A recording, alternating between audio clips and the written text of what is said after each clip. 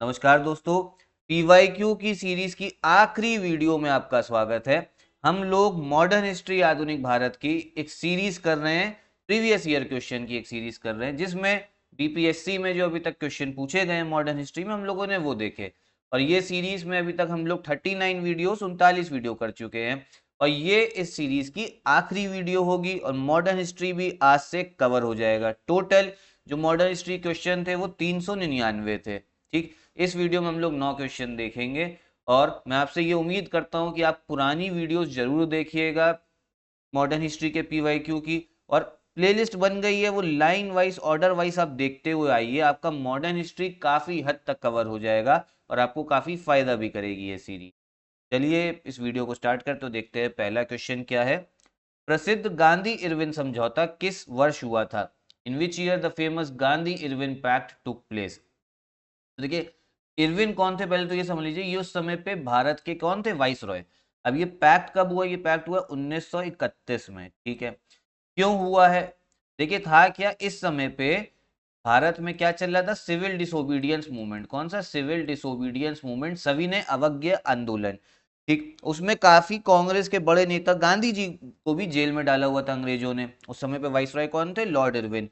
अब इनको Lord Irwin ने ये बोला कि हम ऐसा करते हैं, गांधी जी को जेल से छोड़ देते हैं। क्योंकि हो क्या रहा था, वर्ल्ड वाइड जो ये सिविल डिसोबीडियंस मूवमेंट है ये काफी अटेंशन बटोर रहा था। मतलब वर्ल्ड मीडिया छाप रही थी कि देखिए भारत में एक सिविल डिसोबीडियंस मूवमेंट हो रहा है। गांधी जी भी बहुत पॉपुलर हो गए थे इस समय तक। और ये बोला जाता है कि अंग्रेज जो है वो भारत में थोड़ा बहुत सही से काम नहीं कर रहे, मतलब उनको फंडामेंटल राइट्स नहीं दे रखी यहाँ के लोगों को, मौलिक अधिकार नहीं, शोषण कर रहे हैं यहाँ पे। तो अब अंग्रेजों की छवि खराब हो रही थी, इस वजह से लॉर्ड इरविन पे भी प्रेशर आया। कहाँ से? ब्रिटेन से। तो इन्होंने कहा गांधी जी को जेल से छोड़ते हैं और इनके साथ में करते हैं समझौता। अब समझौता ये था कि ऐसा, इसमें समझौते में ये बोला गया लॉर्ड इरविन और गांधी जी के बीच में कि आप अपना सिविल डिसोबीडियंस मूवमेंट को करिए बंद। ठीक, और हम आपके जो बाकी जो नेता लोग हैं, पॉलिटिकल प्रिजनर्स हैं, उनको हम जेल से रिहा करते हैं। साथ ही साथ इंग्लैंड में, इंग्लैंड के लंदन शहर में हमने राउंड टेबल कॉन्फ्रेंस भी कर रहे हैं। कौन सी राउंड टेबल कॉन्फ्रेंस? गोलमेज सम्मेलन। पहली वाली तो अटेंड करी नहीं थी, ना ही गांधी जी ने ना ही कांग्रेस ने।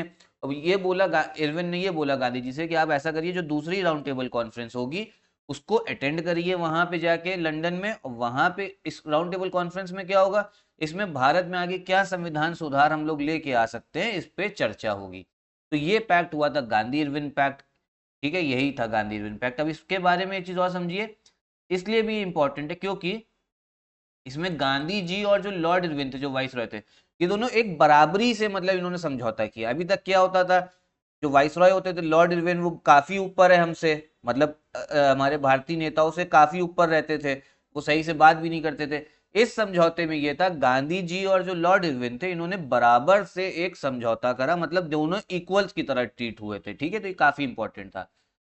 चलिए नेक्स्ट क्वेश्चन देखते हैं। तो 1931 का करेक्ट आंसर है। और फिर इसी के बाद में Gandhi ji second round table conference के लिए भी रवाना हुए थे लंदन में।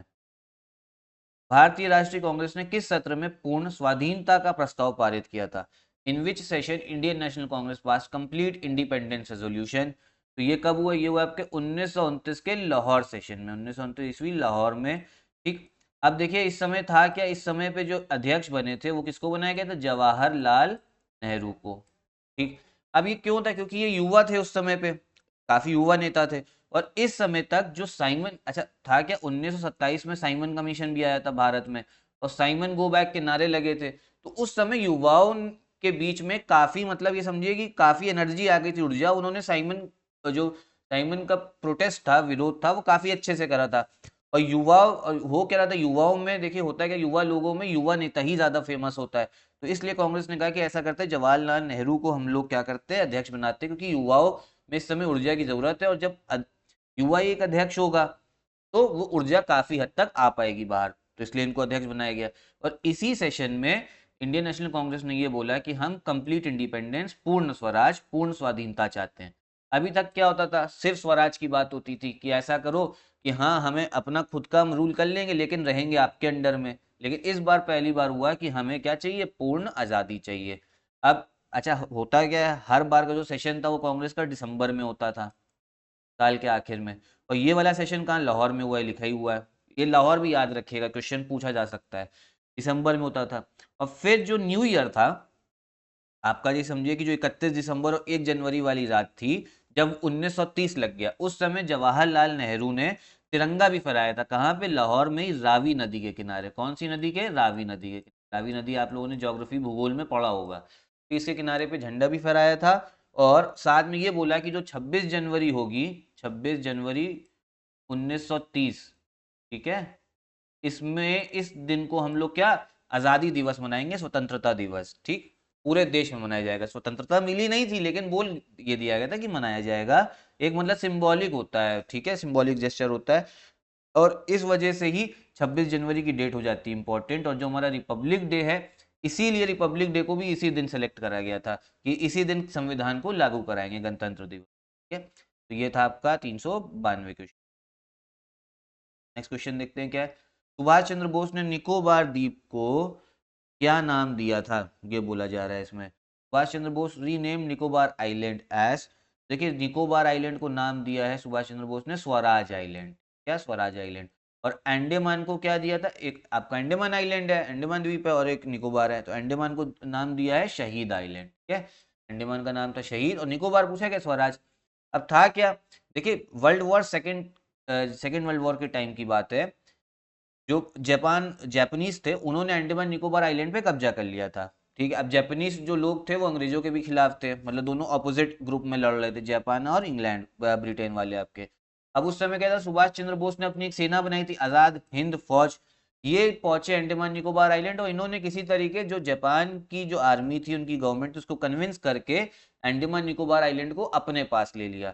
ठीक है, किससे? जापान से अपने पास ले लिया। और यहाँ पे इन्होंने बोला कि यहाँ से अब चालू होगी हमारी भारत सरकार, मतलब इन्होंने बोल दिया कि भारत अब आजाद है, और यहीं पे इन्होंने अपना झंडा भी फहराया अंडमान निकोबार आइलैंड में, और इन दो द्वीप जो थे उनका नाम भी बदल दिया। ठीक है, तो ये सुभाष चंद्र बोस की बात है, सेकेंड वर्ल्ड वॉर के दौरान की बात है। ठीक है, नेक्स्ट क्वेश्चन देखते हैं क्या है। फरवरी 1922 ईस्वी में पुलिस चौकी में आग लगाने की घटना से संबंधित चौरी चौरा किस राज्य में? In which state is Chauri Chaura where in February 1922 a police station was set on fire? तो ये है आपके उत्तर प्रदेश में, गोरखपुर जिले में आता है चौरी चौरा, एक गांव है।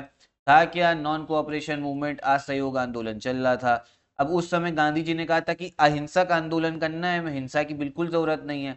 लेकिन हुआ क्या, कुछ गांव वाले जो थे चौरी चौरा में प्रोटेस्ट कर रहे थे, और पुलिस वालों ने फायर कर दिया, मतलब गोलियां चला दी। अब इस वजह से गांव वाले भी नाराज हुए। उन्होंने क्या करा, गए पुलिस स्टेशन जो चौकी थी वहां पे आग लगाई, पुलिस वालों को बंद करा और आग लगा दी। उसमें भी पुलिस वाले मर गए थे, मतलब उनकी डेथ हुई। कितने? करीब 21 या 22 पुलिस वालों की डेथ हो गई थी, 22 था करीब नंबर। ठीक है, अब इस वजह से क्या था, गांधी जी ने कहा कि देखिए क्या हिंसा हो गई है। अब जब हिंसा हुई तो गांधी जी ने असहयोग आंदोलन भी वापस ले लिया। ये कहानी मैंने काफी बार आपको बता चुका हूँ, इसलिए आप, मैं ये उम्मीद करता हूँ आप लोग को याद हो गई हो, तो आप लोग अच्छे से इसको क्वेश्चंस को देख भी लीजिएगा, जो पुराने भी कर रखे हैं। और ये है कहाँ पे? चौरी चौरा, उत्तर प्रदेश में। अब इसके बाद में अंग्रेज, देखिए असहयोग आंदोलन चल रहा था, अभी तक अंग्रेज चुप थे।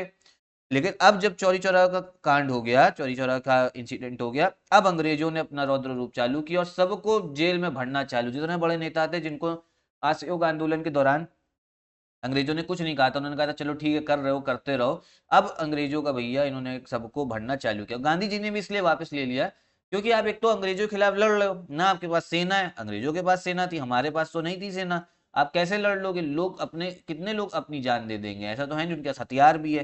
तो गांधी जी ने कहा था कि अहिंसक आंदोलन तभी रखना है। अब जब हिंसा हो गई, उनको पता था कि अंग्रेज जो है उनके पास पुलिस भी है, सेना भी है, हथियार भी है, वो अब करेंगे हम लोग को सप्रेस, इसलिए वापस ले लिया था नॉन कॉपरेशन। खुदीराम बोस ने किस स्थान पर किंग्सफोर्ड की हत्या का प्रयास किया था? In which place Khudiram Bose tried to kill Kingsford? इन्होंने करा है मुजफ्फरपुर में। कहाँ पर है ये? बिहार में। अब ये मुजफ्फरपुर के क्या थे? आपके मजिस्ट्रेट थे। अब किंग जो खुदीराम बोस है, ये काफी ज्यादा नाराज थे इनसे, किंग्सफोर्ड से। मजिस्ट्रेट थे, सजा बहुत ज्यादा दे देते थे लोगों को, मतलब अगर छोटा सा किसी ने चोरी करी हुई है तो उसको बहुत लंबी सजा दे देंगे, या किसी से लड़ाई हो गई तो बहुत लंबी सजा। और इस वजह से खुदीराम बोस जो थे वो नाराज थे इनसे। इन्होंने पूरा प्लानिंग करी, इनका रूट जाना किसका, किंग्सफोर्ड का, कहाँ से निकलते हैं, कैसे जाते हैं, कब कितनी सिक्योरिटी। और एक दिन वही इन्होंने कहा कि चलो अब जरा इनका काम तमाम करते, बम फेंका। इनका कैरेज जा रहा था, बम फेंका, लेकिन था क्या, उसमें किंग्सफोर्ड थे ही नहीं। बम फट भी गया, जो उसमें पैसेंजर बैठे थे अंग्रेज लोग ही थे। कोई एक वकील थे, उनकी फैमिली बैठी थी। में उनकी डेथ हो गई थी। अब वो लोग अंग्रेज थे, उन्हीं की डेथ हुई थी, लेकिन किंग्स फोर्ट नहीं था। अब ये वहां से भाग निकले, जब भाग निकले तो भैया 25-30 किलोमीटर ही दूर गए होंगे, लेकिन वहां पे कुछ पुलिस कांस्टेबल थे, उन्होंने इनको धर लिया और कहा कि आप आइए। अब जब पकड़े गए खुदीराम बोस जी, तो फिर इनको भैया सजा हुई बम फेंकने की, तो इनको फांसी की सजा भी हुई। 1908 की बात है ये, 1908 की को फांसी हुई थी खुदीराम बोस को। और ये तब उस समय सिर्फ कितने 18 साल के थे। क्या उम्र थी इनकी? 18 साल। आजकल का युवा 18 साल के युवा को देख लो, वो क्या कर रहा है? वो कर रहा है मोए मोए कर रहा है सिर्फ। और ये उस समय खुदीराम बोस 18 साल के लोग क्या कर रहे थे देश के लिए, कितने बड़े बड़े काम कर रहे थे। तो आप लोग भी कुछ सीखिए इनसे। अबे आजाद दस्ता बिहार में किस आंदोलन के दौरान सक्रिय रहा? ड्यूरिंग विच मूवमेंट आजाद दस्ता वाज एक्टिव इन बिहार? तो ये है आपके क्विट इंडिया मूवमेंट, भारत छोड़ो आंदोलन के दौरान। ठीक है, जयप्रकाश नारायण ने इसको बनाया था। किसको? आजाद दस्ता को, आपके बिहार में। अब क्विट इंडिया मूवमेंट जो था उस समय सबको जेल हो गई थी, तो इन्होंने नेपाल गए। कौन? जयप्रकाश नारायण। बिहार और नेपाल की सीमा लगती ही है, तो नेपाल में जाके जो वहाँ तेराई के जंगल थे, वहां पे जाके एक आजाद दस्ता बनाया, और इसमें यही था कि हथियारों से अंग्रेजों को भगाएंगे अब इस देश। ठीक है, नेक्स्ट क्वेश्चन क्या है? 1946 में गठित अंतरिम सरकार के मंत्रिमंडल में श्रम विभाग किससे सौंपा गया था? क्वेश्चन पीछे आ चुका है, मतलब पिछले वीडियोस में कर चुके हैं। Who was allotted the portfolio of the Labor Department in the interim government's cabinet of 1946 AD? तो लेबर विभाग किसे मिला था? वो मिला था आपके जगजीवन राम को। ठीक है, श्रम विभाग। और डॉक्टर राजेंद्र प्रसाद को क्या मिला था? इनको मिला था फूड एंड एग्रीकल्चर, मतलब कृषि और खाने का डिपार्टमेंट मिला था इनको, कृषि और यहाँ पे खाने की समस्या भारत में ना रहे इस। और इंटरिम गवर्नमेंट का काम क्या था कि जो ट्रांजिशन हो रहा है ब्रिटिश सरकार से भारतीयों की सरकार में, मतलब ट्रांसफर ऑफ पावर जो हो रही है, वो सही से हो और उस समय सब कुछ सही चले देश, ये काम था। 1942 में किस त्योहार के अवसर पर जयप्रकाश नारायण हजारीबाग जेल से भागे, मतलब भाग निकले थे? In 1942 AD on the occasion of which festival Jayaprakash Narayan escaped from Hazaribagh jail? तो ये दिवाली दीपावली के दौरान हजारीबाग जेल से निकले थे। हजारीबाग जेल आपकी है कहाँ पे? ये है आपके झारखंड में। ठीक है, झारखंड इस समय प्रेजेंट झारखंड में आती है। था क्या? क्विट इंडिया मूवमेंट के दौरान जब सब लोगों को अरेस्ट कर लिया गया था, सब बड़े नेता सब अरेस्ट हो गए थे, तब जयप्रकाश नारायण, राम मनोहर लोहिया, ये लोग मूवमेंट को चला रहे थे, क्विट इंडिया मूवमेंट को, भारत छोड़ो आंदोलन को। लेकिन अंग्रेजों की नज़र इन पे भी पड़ गई और इनको भी अरेस्ट कर लिया और जेल में डाल दिया था, हजारीबाग जेल में। फिर हुआ क्या? ये भी वहां से निकलने का प्लान बनाते रहे कि जेल से कैसे भागा जाए। अब लेकिन था क्या, दिवाली के दिन में जो गार्ड वगैरह थे, क्योंकि गार्ड भी जो होते थे वो भारतीय थे, अब गार्ड वगैरह जो थे उनको छुट्टी उट्टी मिली होगी, मतलब दिवाली पे तो सब लोग छुट्टी लेके जाते, गार्ड काफी कम थे। तब इन्होंने वहां से, हजारीबाग जेल से, ये इन्होंने कहा कि चलो अब प्लान बनाते हो, तब यहाँ से ये भाग निकले। ठीक है, दिवाली के दौरान। और इसी इंसिडेंट ने इनको हीरो बना दिया था। ठीक है, आप खुद सोचिए, जेल से भाग निकलना अंग्रेजों की जेल से, मतलब ये था कि बहुत हीरो होंगे, तो इस इंसिडेंट ने इनको हीरो बनाया था। अच्छा, इनको ये आज़ादी के बाद भी काफ़ी राजनीति में एक्टिव रहे हैं, और इन्होंने इंदिरा गांधी के खिलाफ भी काफ़ी विरोध करा है। और इंदिरा गांधी ने जो आपातकाल लगाया, इमरजेंसी, उसमें एक कारण ये भी था कि जयप्रकाश नारायण ने काफ़ी प्रोटेस्ट करा था, और मतलब काफ़ी लोग काफ़ी इनकी बात मानते हुए थे, सड़कों पे उतर आए थे। तो एक कारण आपातकाल लगाने का ये भी था कि जयप्रकाश नारायण का प्रोटेस्ट। और फिर इनको, जयप्रकाश नारायण को 1999 में भारत रत्न भी दिया गया है। जब इनकी डेथ हो चुकी थी जयप्रकाश नारायण की, तो डेथ के बाद भी मिल जाता है भारत रत्न, अगर सरकार चाहती है। इसको मरणोपरांत बोलते हैं, पॉस्ट्यूमसली। तो ये जयप्रकाश नारायण को 1999 में भारत रत्न। उस समय अटल बिहारी वाजपेयी की सरकार थी।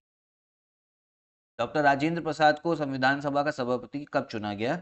Doctor Rajendra Prasad was elected the chairman of constituent assembly in, कब चेयरमैन बनाया गया? इनको बनाया गया है दिसंबर 1946 में, दिसंबर 1946 में। ठीक है, कब? दिसंबर में। इसके पहले कौन थे चेयरमैन संविधान सभा के? डॉक्टर सच्चिदानंद सिन्हा। क्या? डॉक्टर सच्चिदानंद सिन्हा, लेकिन वो कुछ ही टाइम के लिए रहे। उसके बाद में डॉक्टर राजेंद्र प्रसाद को अध्यक्ष या सभापति चुना गया था, परमानेंट चेयरमैन थे। अब संविधान सभा का काम क्या था? ये संविधान सभा एक गठित हुई, चुनाव के माध्यम से हुई थी। चुनाव डायरेक्ट नहीं हुआ था, चुनाव डायरेक्ट नहीं, जैसे आजकल राज्यसभा के सांसद चुने जाते हैं, आप लोग लोकसभा के सांसदों को वोट देते हो, राज्यसभा के सांसदों को कभी वोट नहीं दिया होगा, क्योंकि उसमें वोटिंग कौन करता है? वोटिंग आपके विधायक करते हैं। ऐसे ही आपके उसमें भी वोटिंग विधायक करते हैं, राष्ट्रपति के चुनाव में। तो ऐसे ही उस समय ये इनडायरेक्ट इलेक्शन हुआ था। इसको प्रोपोर्शनल रिप्रेजेंटेशन मेथड बोलते हैं, कभी इसको डिटेल में पॉलिटी में समझाएंगे। तो इस वजह से इसी तरीके से आपकी संविधान सभा चुनी गई थी। अब इसका काम क्या था कि आजाद भारत के लिए संविधान बनाना। उसमें डॉक्टर राजेंद्र प्रसाद सभापति थे, और जब संविधान बन गया उसके बाद में डॉक्टर राजेंद्र प्रसाद को क्या करा था, इनको हमने राष्ट्रपति, भारत का राष्ट्रपति बनाया था, मतलब चुनाव के माध्यम से ही बने थे। क्या तो आप लोग के लिए भी भैया कॉन्ग्रेचुलेशंस, मुबारक हो। मॉडर्न हिस्ट्री की सीरीज खत्म हो गई है। इतने ही क्वेश्चंस थे इसमें मॉडर्न हिस्ट्री में, 399। अब आगे जो है नेक्स्ट टॉपिक है पीवाईक्यू का। लेकिन अभी हम लोग बिहार का स्टैटिक जीके करेंगे कुछ समय, ताकि आप लोग को फैक्ट जो है बिहार स्टैटिक जीके के वो याद हो जाए। जैसे मैंने बताया कि फैक्ट एकदम से याद नहीं होते, धीमे धीमे याद होते हैं। आप लोग इस सीरीज को अच्छे से पूरी देख लीजिएगा, ठीक है। यहीं पे वीडियो भी खत्म करते हैं। नमस्कार और धन्यवाद।